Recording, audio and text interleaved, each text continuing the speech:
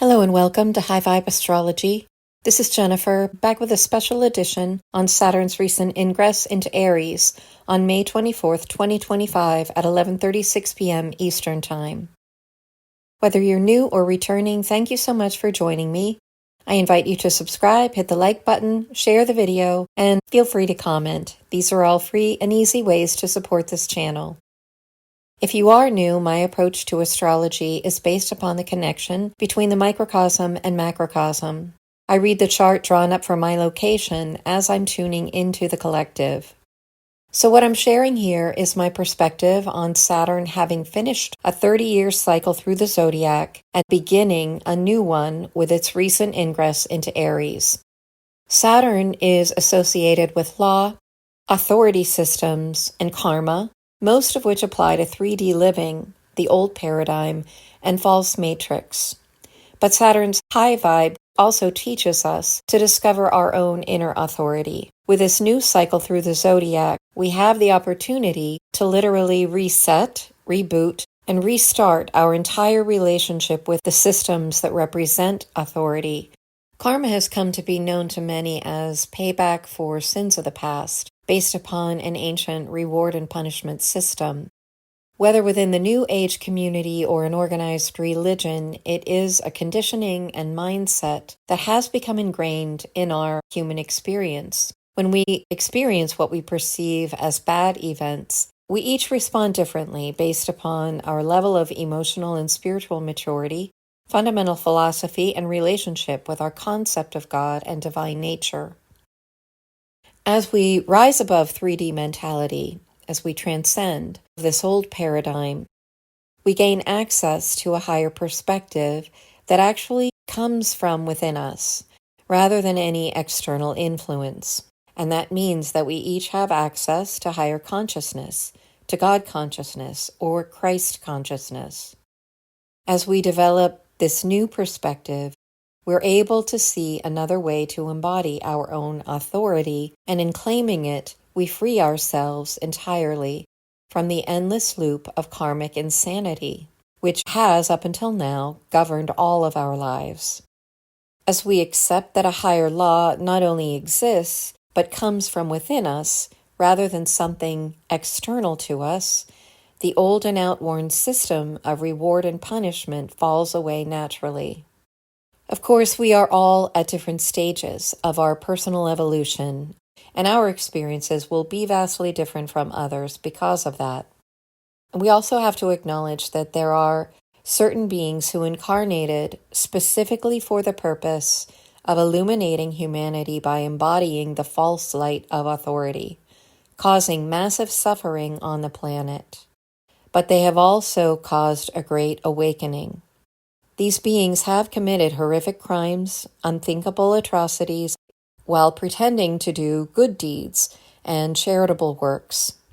But what happens to them has entirely to do with their own soul agreement. The end of this karmic cycle doesn't mean that criminals get off scot-free. During this transition, it is our constitutional laws, which were written to protect the rights and freedoms of all beings, that will bring justice to those who have committed crimes against humanity. The difference is that as we become better managers of our own energy and divine power, we are able to evolve into a self-governing society. And this is exactly what Saturn's ingress into Aries epitomizes. One of the reasons I like to compare astrological cycles with a USA's chart is because the USA is unique to other nations because of its constitution. Our constitution was written for the purpose of establishing a people-empowered, self-governing nation. So I will be contrasting this Saturn chart, symbolizing a new 30-year cycle, along with the USA's chart, because there are significant influences and synchronicities. As self-governing individuals, we respect and allow others to govern themselves with integrity.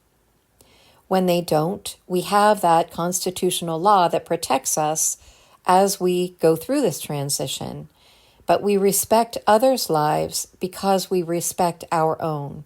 and we recognize that all life is sacred because it comes from the Creator. AI, robots, and clones are man-made. They can serve humanity, but they can never take the place of the divine nature within us, the living, infinite being who creates from love, granting free will to the life it creates, rather than demanding servitude and obedience. The most important planet to consider in this chart is, of course, Saturn. We can see that Saturn does have harmonious aspects. Its conjunction to Neptune and the Pisces North Node symbolizes that our destiny during this next 30-year cycle is to become better masters and managers of our own divine nature, not by following some institution's code, but by seeking the holy presence that resides within our DNA. As we come to know and understand the divine love within us, we will see greater love and integrity manifesting in our external world as well. Saturn's sextile to Uranus represents the opportunity to achieve this as long as we consciously cultivate these energies. In its connection to Uranus, that opportunity has to do with us no longer conforming to others' protocol about how we should live, or trying to get other people to conform to our way of life. This is a live and let live signature or attitude that celebrates individual uniqueness, with the only prerequisite being that life is precious. We do not bring, intend, or behave in ways that harm ourselves or others.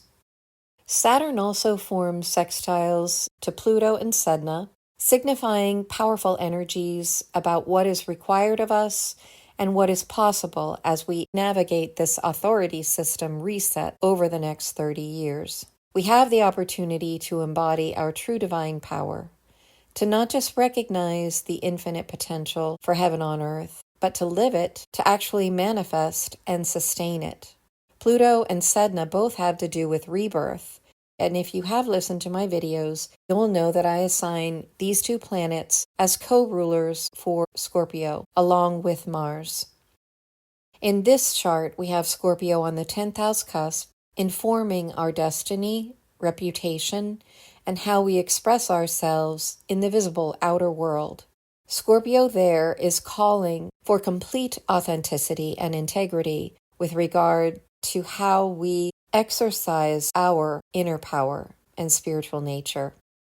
Pluto in the first is transforming our identity, self-image, and behavior within our peer groups. It receives a square from the moon in Taurus, representing the public mood, emotions, and responses.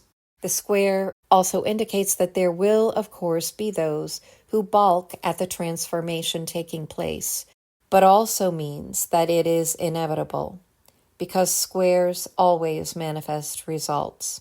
The moon represents our unconscious reactions, and what is unconscious will always rebel to the awakening process.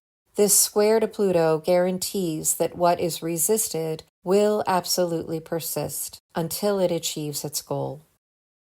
In its trine to the Sun and Sedna, Pluto harmonizes the rebirth of consciousness on the personal level with Sun and Sedna in Gemini. The consciousness of humanity, represented by the Sun, is infused with Sedna's cosmic call to understand the deeper wisdom of the microcosm-macrocosm inseparable connection. Her energy reminds us that we are never insignificant. We don't just impact our immediate environment. All that we do on a personal level instantly reverberates into that cosmic neighborhood. Saturn sits right in between these two intense energies, Pluto and Sedna, and its conjunction to Neptune and the Pisces North Node is the invitation to value this responsibility and to hold ourselves accountable for our own experiences. When we make mistakes or get lost, it is the divine voice within that we can follow. We have the choice to follow it rather than any judgments placed upon us by the outer world. Love is the only power that truly changes people for the better. It isn't about spoiling other people by doing the work for them. It's giving them the space to think for themselves, to connect to the divine and make the necessary changes on their own.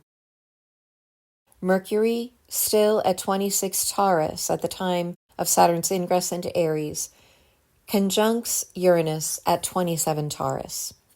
Mercury with Uranus is a brilliant mind, unique and somewhat eccentric, definitely ahead of its time. But in Taurus, there is this down-to-earth quality and common sense application to its expression. With all of these planets in the realm of the fourth house, regarding home, emotional foundations, and ancestral roots, this cycle is about establishing a brand new foundation for humanity. This is especially true for the United States because Aries rules the USA's fourth and fifth houses, and I'll get to that in a minute. Jupiter in the sixth is about having faith in the little things that all add up to and comprise the big picture. It forms a T-square to the nodes, and I've already addressed this in the last couple of videos, but this T-square will be in effect for the duration of this new Saturn cycle. Jupiter symbolizes our faith, beliefs, and philosophy in life. The T-square signifies that many will have to go through some sort of crisis in faith or beliefs in order to achieve the inner authority that this Saturn cycle represents.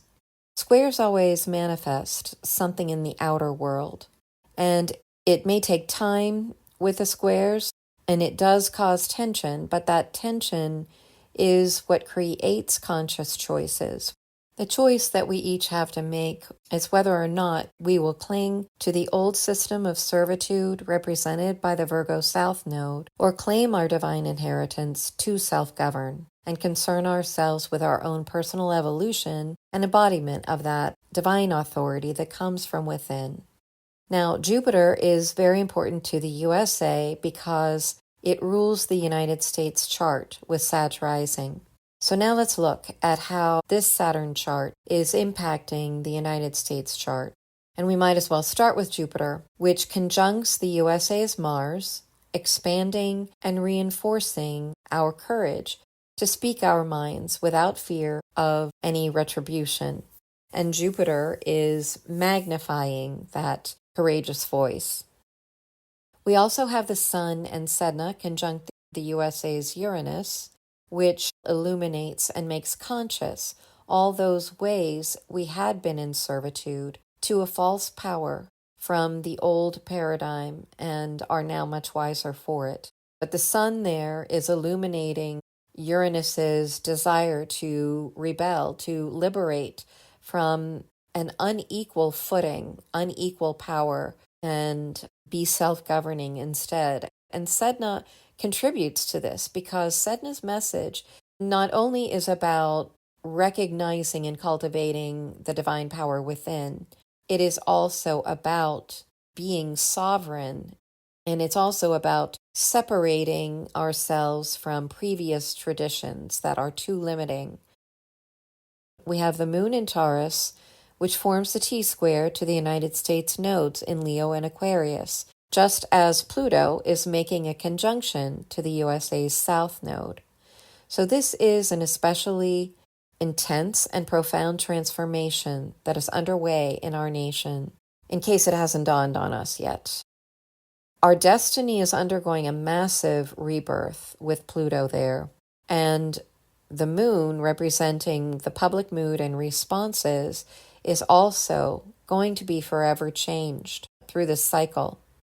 Its fifth house placement means that the shift we will be experiencing is in the realm having to do with children, the inner child, and all things life-affirming. So just as our destiny is undergoing a massive rebirth, the public mood and responses are also going to be forever changed. Venus conjuncts the USA's Chiron as well as transiting Chiron. And this is very beneficial for healing our past, ancestral roots, domestic affairs, and that foundation, that base of operations. This is especially so because we are also in a brand new 50-year cycle with Chiron's return having happened in April of 2024.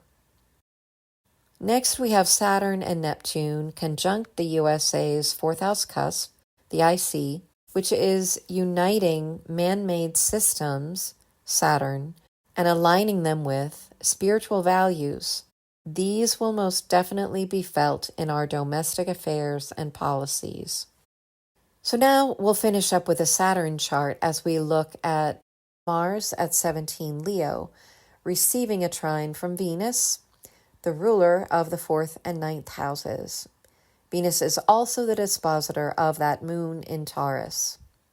Venus instills harmony, beauty, peace, and love. Its trine to Mars helps soften the masculine expression a bit, but both planets are in the fiery, courageous signs of Aries and Leo, so both expressions contribute to catalyzing this courageous new beginning that defends and protects individual rights and creates new systems of governing. Mars is, after all, the dispositor for Saturn in Aries, so its energy also holds a lot of weight because it is informing Saturn.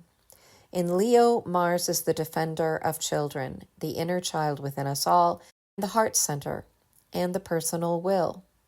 So we can expect that the laws and systems Saturn seeks to build will be those that are concerned with Mars and Leo matters. The fact that it sits in the 7th house of other people tells us that we must always allow our heart to guide us in the relationships that we establish. Instead of people-pleasing and obeying mandates, we are learning to lead others through our own example. With Venus ruling the 4th house, this tells us that harmony, peace, and prosperity within our domestic scene is at hand.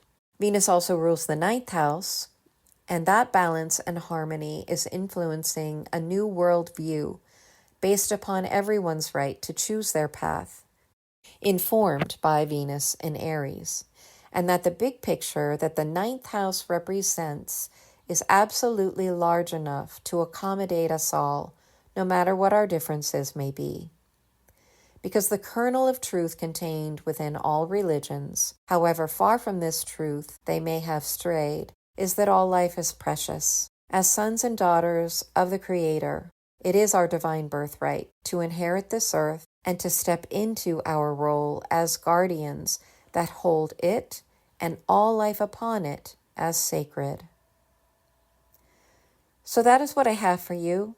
Thank you so much for tuning in. Please stay tuned for the frequencies as well, and I look forward to being with you next time. Bye for now.